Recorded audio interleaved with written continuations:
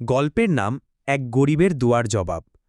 আল্লাহর রহমত সীমাহীন, তিনি তার বান্দার দোয়া কখনো ফেরান না, শুধু সময় মতো সঠিকভাবে তিনি জবাব দেন। এই গল্পটি সেই বিশ্বাসেরই এক জীবন্ত উদাহরণ। এক গরিব বৃদ্ধ প্রতিদিন মসজিদের বাইরে বসে থাকতেন। মুখে একটাই কথা, হে আল্লাহ, তুমি রিজিক দাতা। আমার সন্তানেরা মুখে ক্ষুধা, আমার ঘরে কিছুই নেই।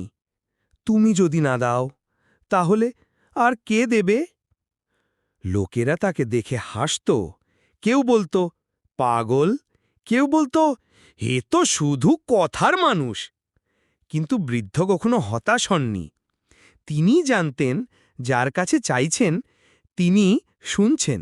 একদিন এক ধনী ব্যক্তি নামাজ পড়ে বাইরে বেরিয়ে বৃদ্ধের মুখের দোয়া শুনলেন।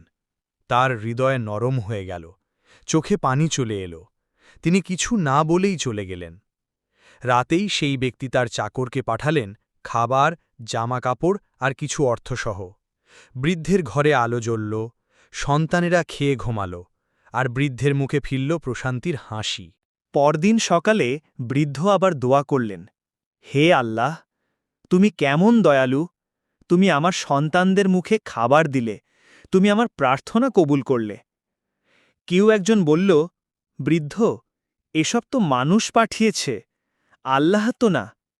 বৃদ্ধ হেসে বললেন, আল্লাহ তো ফেরেশতা পাঠাতেও পারতেন, কিন্তু তিনি এক বান্দার হৃদয়ে দয়া ঢেলে দিলেন। সবই তো তার পক্ষ থেকেই এসেছে। আলহামদুলিল্লাহ, আল্লাহ দেরি করেন কিন্তু কখনো ভুল করেন না। তার কাছে চাইলে তিনি দেন, আর তিনি যে পথেই দিন সব কিছুই আসে তারই রহমত থেকে। আল্লাহর প্রতি বিশ্বাস কখনো হারাবেন না, তিনি সব সময় শোনেন, সব সময় দেখেন।